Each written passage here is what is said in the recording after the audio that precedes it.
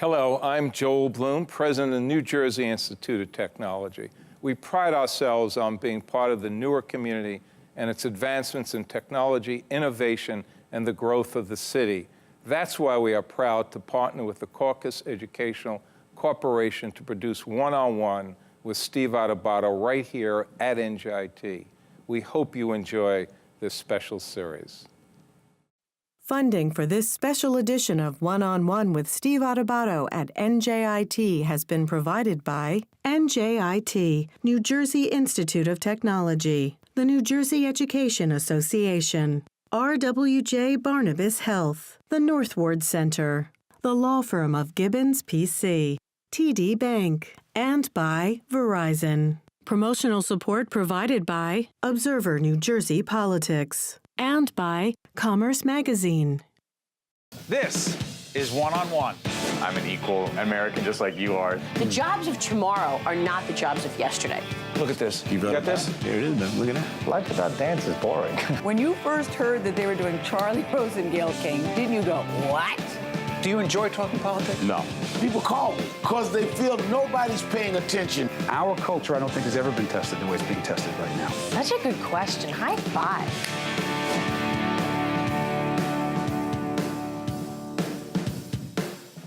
I love that music. Hi, I'm Steve Adubato. We're at NJIT, New Jersey Institute of Technology, talking about innovation, talking about leaders in the city of Newark and the state and the nation. We're joined by Aisha Glover, who is the president and chief executive officer at Newark Community Economic Development Corporation. How you doing? Fantastic. You just told me before we got on the air, see, you think you tell me things and I won't say it. You're originally from Brooklyn. I am. But you've fallen in love with the city of Newark. I have. Because?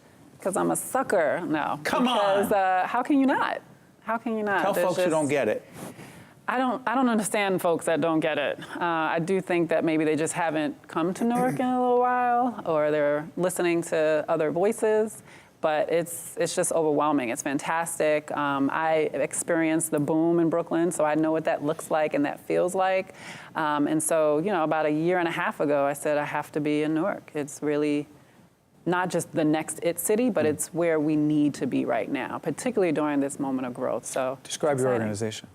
So the Newark Community Economic Development Corporation is a 501c3, separate nonprofit, works kind of hand in glove with the city to carry out the mayor's economic development vision.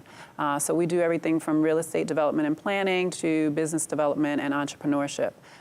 So, you know, we're working with the small local mom and pop shops all the way up to the larger corporations and educational institutions such as NJIT. From an economic development perspective, what's hot in the city right now? Oh, goodness, everything. So real estate is booming. I think across the country, you know, industrial real estate is the hottest market than it's ever been. So we're certainly seeing a lot of demand, a lot of inquiries. Since I've been here, I've toured a handful of folks actually from the Brooklyn Navy Yard, but we get You brought them over? No, I have not yet brought them over, but those requests, those inquiries are coming in. We see a lot of companies relocating, being squeezed out of New York City. So I think really the hottest thing right now in Newark is the real estate. And then on kind of boots on the ground, there's an entrepreneurial ecosystem that's just buzzing. What does that mean? It means that Newark is ripe with that entrepreneurial spirit, that grit. Everyone that I know that doesn't work full time on their own, they're kind of 9 to 5, is an entrepreneur, and some folks are doing both. So the mayor has really done a phenomenal job. Mayor Ras Baraka. He's part of the reason that I'm here, just being able to work under a leader and a visionary like that, that recognizes the talent in the city and wants to grow that. From an arts and culture perspective, from a tech and innovation perspective, it's all right here. And so you see it with the growing number of incubators and accelerators and co-working spaces around the city, that the demand is there. So it's really an exciting time to be here. Let me ask you, there's a program that we were talking about again before we got on the air, Moms Who Hustle. What is it? Why does it matter? How is it connected to what you're doing?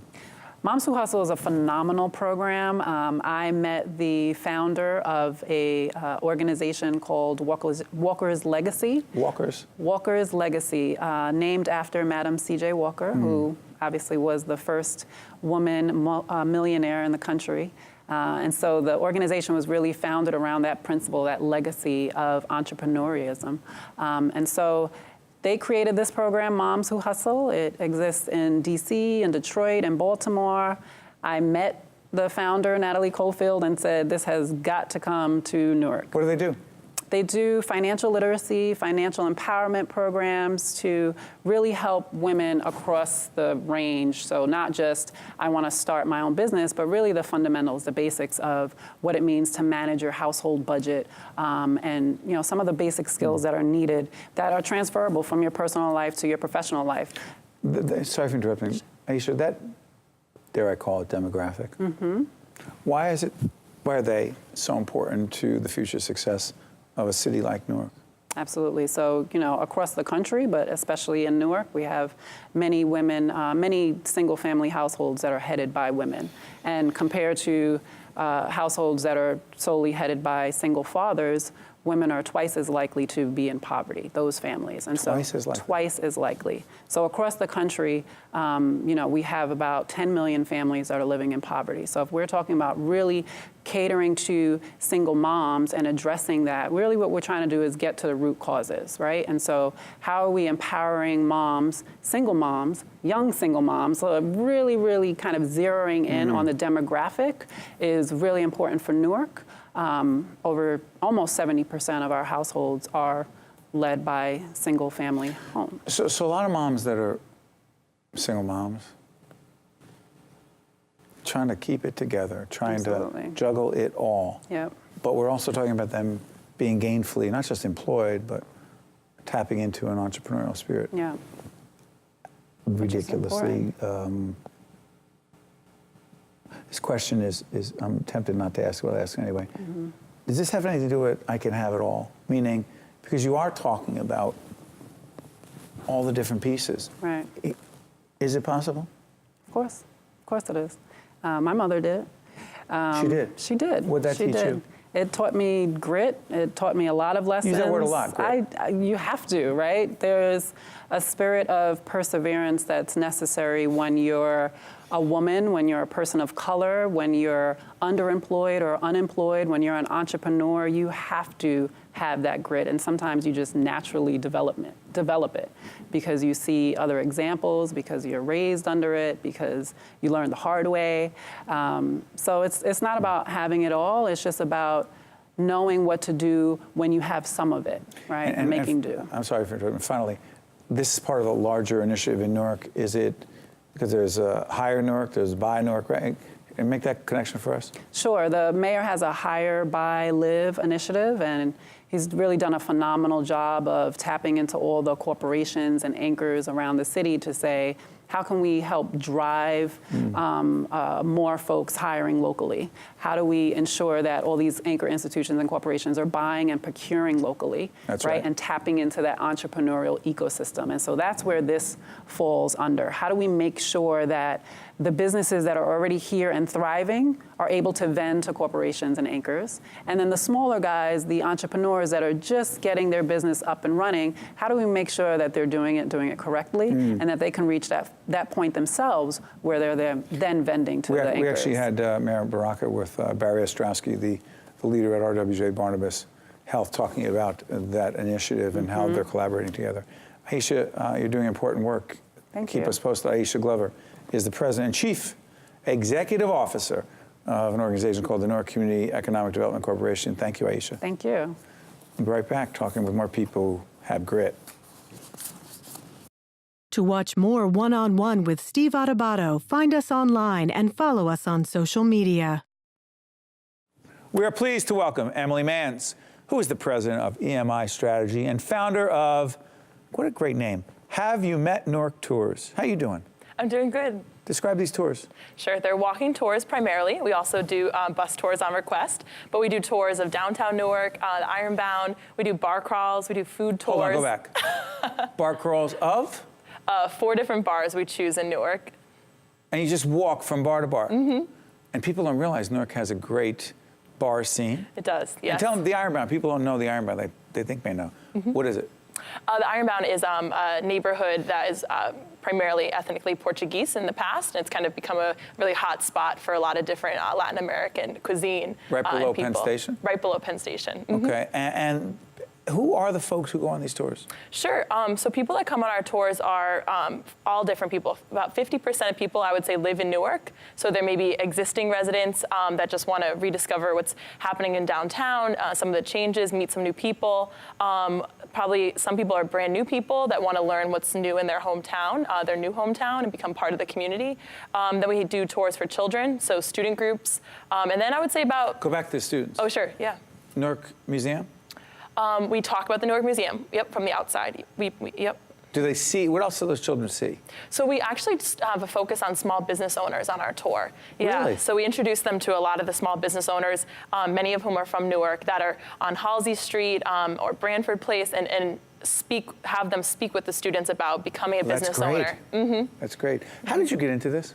So I have an urban planning and economic development background, and I thought that a big piece of kind of helping Newark develop in an inclusive way would get people comfortable shopping at local businesses, knowing the people that run these businesses, knowing the people that run the art galleries. So I wanted to kind of introduce people to some of the people that I was meeting as a new person living in Newark. So you had this idea, and you have the entrepreneurial spirit to kick this in around Newark. But did you grow up in a city?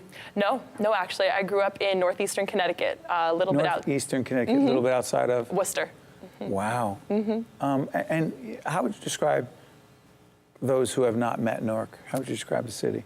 How would I describe it to people? Yeah. I would say there's a very vibrant city. There's a lot of people that are trying to make the city a better place. That's something that stands out to me in my social circles and people that I meet. Everyone is trying to contribute.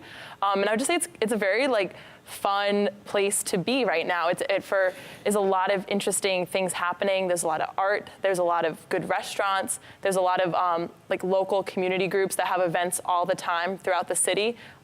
So yeah, it's a very positive place, and it's not what you see in the news. Biggest misconceptions about Newark would be? That's a great question. I think one huge misperception is that the people in Newark don't live and shop and enjoy their hometown. I think there's a lot of perception that there's not enough money for new businesses to open up, or people from Newark aren't opening businesses. And when you come on the tour, you really see that everyone is walking around the community, part of the community, contributing to their community. So I think that's the big misperception, is about the people of Newark. To what degree do you find that those who go on the tour provide feedback? I mean, what kinds of things do they say once they go on the tour? People are always just amazed at how exciting the places that we go are. They're amazed at the history that they didn't know was there. So in Military Park, for instance, there's a statue that was done by Gutzon Borglum, who also did Mount Rushmore. Right. People don't know that that's the same person, and that he did multiple sculptures around Newark. People are always surprised at some of the shops we go into. We go into a store called Artisan Collective. It's a collective of women that sell different jewelry and knitted products and art. People didn't know that was there. It's a little bit in a basement, so a little out of the way on Halsey Street, but they go in and they're so enamored to meet the owner and see the products. So go back again, you were talking about what people don't know about the city. You do not have this on your walking tour, but I recommended it. Branch Brook Park. Yes. Right? Did you know that the designer, the urban planner, you know this already? You do. Frederick Law Olmsted. Olmsted. Now, Olmsted created that other little park in New York called? Central Park. Right? Yep. That's a big deal. It is. And he did several parks in Newark. He did Independence Park in the Ironbound. Did Weequahic Park? Did Weequahic Park. Yeah. Yep. And Branch Brook Park. See, now to me, you're walking through, not that you need investors, but I'm thinking to myself. I'll take one. You will, right? Because you're a good entrepreneur. I'm thinking cherry blossom season in Newark, in Branch Brook Park, which is April, right? A couple weeks in April. You taking people through Branch Brook Park during cherry blossom time. Olmsted did that park. That's awesome. Yeah, definitely. After the bar crawl? How great would that be? It's an interesting combination, but we could think about it. You could be a guest speaker on it. I would be. I'm sorry, they're talking to me in my ear. It's terrible when they do that. What did you want me to say? Other tours through your organization? The Nom Nom Newark food tour. The what? A food tour. Just different restaurants? We do to restaurants, and then we have the chef talk to the participants about their business and how they started it and what kind of foods they offer. All right, really? Newark has so many great restaurants, but I'm going to offer this. Park Avenue and Lake Street in Newark. It's a unique kind of food. It's called Tony Dogs. Okay. It is the greatest hot dog truck you will ever, and if you're a vegan, it's different. I'm not. You don't have to, okay, what I'm saying, greatest hot dog truck, greatest culture, been there since the early 1970s. It's amazing. Tony Dogs. I'm just saying, recommending. Love it. Emily Manz is president of EMI Strategy and founder of a fascinating entrepreneurial entity called Have You Met Newark Tours. Thank you, Emily. Thank you. Well done. Be right back right after this. I have a bunch of ideas. To see more one-on-one with Steve Adubato programs, visit us online at steveadubato.org. If you would like to express an opinion, email us at info@caucusnj.org. Find us on Facebook at facebook.com/Steve Adubato, PhD, and follow us on Twitter at Steve Adubato. We are thrilled to be joined by Mr. Jonathan Alston, debate teacher and debate coach, Science Park High School in the great brick city, Newark, New Jersey. Good to see you. I'm glad to be here. Thanks for inviting me. We're here at NJIT in the heart of Newark, New Jersey. This is part of our contribution to the Classroom Close-Up series produced by our partners and friends at the New Jersey Education Association. We're about to see a clip in a minute from Classroom Close-Up. Talk to us about the work that you're doing at Science Park High School. Well, I'm honored to have probably the best teaching job in the country. I get to teach debate to 7th, 8th, and 9th graders. Wow. And I also coach them 9th through 12th as well. So the debate team at Science Park High School has been going on for about 37 years. Great reputation. Yeah, it started in 1980 by someone named Brent Ferrand. Phenomenal coach, phenomenal person. He's an icon. Yes, and he built up the debate programs, not just at Science, but throughout the entire city. So I get a lot of support in the stuff that I do throughout the district. How about we check out a clip from Classroom Close-Up? Sure. Tell us a little bit more about the story. Let's go to the clip.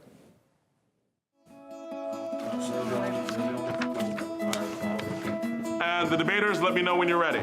Go. Body cameras will definitely help our community. They reduce police complaints, make police behavior better, as well as make people feel safe and secure. In conclusion, this is why body cameras should be worn. Thank you. Most kids want a voice. They want what they are saying to be heard. And debate provides a space where students can speak and no one else can speak. I think that that sense of personal power really does give confidence. It gives a sense of ownership of one's intellect. And that happens whether someone wins or not. So first in your framing, you said that it makes the community safer, is that correct? Yes. The debate program at Science Park was started over 35 years ago by math teacher Brent Ferrand. At the time, some were skeptical that the inner city school in Newark would be able to compete at a high level. When he first founded the team, he was told that we didn't want to debate kids from the suburbs because they didn't want us to get our feelings hurt. He was told that by an administrative superior. He laughed, and he said that our kids' feelings aren't the ones you have to worry about. Today, Science Park's debate program is highly respected both in New Jersey and on the national stage. We go against some of the richest public and private schools in the country, and we have success. At one point, we had a streak of 20 straight state championships. We even had kids who were on the USA World Team. Sometimes someone can speak well, but still lose a debate. Debate is not just about what you say, it is how you say it. So we call Mr. Alston the rhetoric man. He knows how to take an argument and create the rhetoric to persuade someone. So he's taught me how to be able to persuade someone. He's taught me how to conduct myself, how my arms should be moving. Every little intricacy that is found within the activity of debate, Alston knows about. Well, I was actually a debater at Science High School. I debated all throughout high school for 4 years. What every debater always says is that debate is their most important educational experience. I feel the same way. So it was an honor to come back and coach and teach at the school where I learned how to debate. You have to link your arguments back to the framing. You have to tell me why your arguments are important. That's going to be how you persuade people that you want. The people might not feel threatened because of the cameras, but they might feel Everything that we've been talking about in terms of education reform debaters have been doing for years. So instead of like reinventing the wheel, creating these new tests, forcing kids to sit through hours and hours of test prep, spending money on tutoring for more test prep, making kids bubble day in, day out. Instead of doing that, hire more debate coaches, get kids to play and debate, and I think that you'll have all of the results that you want to have. Would you have voted for and why? Absolutely amazing. Yeah, and the kids are great to work with, but one of the things that's really, I think, important about debate is that it attracts kids not just at the top of the class, but kids who have trouble with school love debate. Why do you think so? They don't get their voices heard. And we teach kids how to make arguments and how to make them effectively. And a lot of times, students will actually use the stuff that I teach them on other teachers. And we teach them how to create arguments and to actually push and press and say, look, you have to warrant what you're saying. You have to give me a reason for it. You just can't say no. And that sometimes causes tension, but it's not a bad tension because students should be able to question, and they should know how to question, and how to question in a way that is within the rules, right? Like we say debates like full contact social studies. We teach kids to make really aggressive arguments, but within the rules.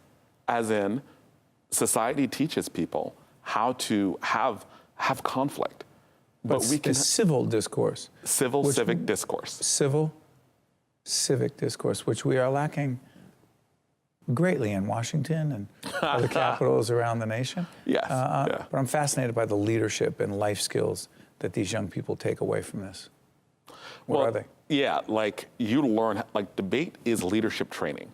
When you're teaching your kids and when we're teaching kids, and one of the reasons why I think it's so important to teach this at the middle school and even the high school level is that we're teaching advocacy skills.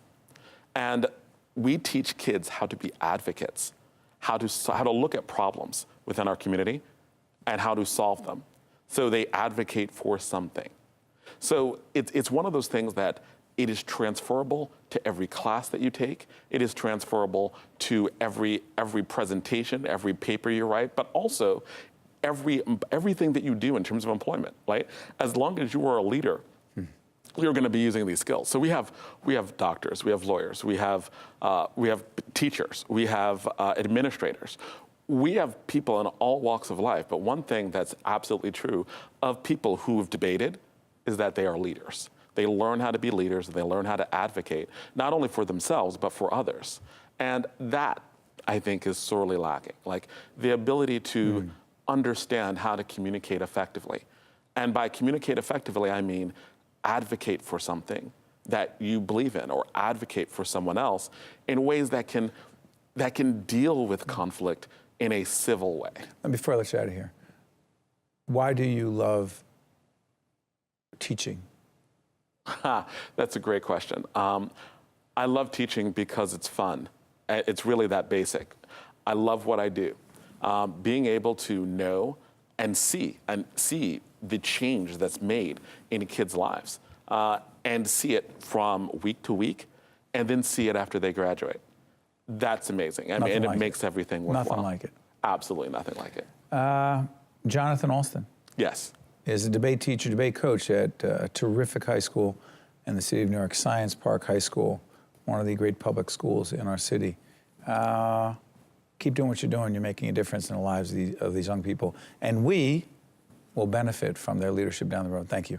Thank you. We'll be right back right after this. To watch more One-on-One with Steve Adubato, find us online and follow us on social media. We just met some amazing awardees at the Russell Berrie Making a Difference Awards, and I think one of the people, I'm pretty sure it was Elaine Adler right here, who connected me to this event, and Russ and Angelica a long time ago, the Adler Aphasia Center. You've been a part of this event as far back as I can remember. What's your reaction from the beginning? What's your reaction to today and these extraordinary honorees, Elaine? I am so proud of my friends. Russ was a Renaissance man, always thinking way beyond and wanting to help wherever he could. And he is married to the most wonderful woman who is equally as great. in giving and having a full heart, Angelica. So to me, to come to this session every year makes me feel so proud of my friend, and I'm proud of the MC as well. Yes, you really tie it together. And it makes us feel good every year, doesn't it, Elaine? It does. I love it. I wait for this. Yes, and I love to hear the stories. They're so great. I mean, people who go beyond themselves. It's not me, me, me. It's let me see what I can do for you, and I appreciate that. And that is, in fact, what the Adler Aphasia Center has been all about for many, many years. And Elaine, I just want to thank 14, and you keep doing it, you and your team there every year. And thank you, Elaine, as always. Appreciate it. Thank you, Steve, my dear friend. One-on-One with Steve Adubato has been a production of the CAUCUS Educational Corporation, celebrating over 25 years of broadcast excellence. Funding for this special edition of One-on-One with Steve Adubato at NJIT has been provided by NJIT, New Jersey Institute of Technology, the New Jersey Education Association, RWJ Barnabas Health, the Northward Center, the law firm of GIBBONS, PC, TD Bank, and by Verizon. Transportation provided by Airbrook Limousine, serving the metropolitan New York, New Jersey area. I think at NJIT there are a lot of smart students. I came to NJIT for mechanical engineering because within state it's one of probably the top 3 schools for engineering. It sort of creates a friendly competition where you can learn from them. It's a great academic school. I feel I'm being challenged, but at the same time I love the classes I'm taking. The atmosphere of being here is like being at an upstart company. It's that same kind of drive, that same kind of passion.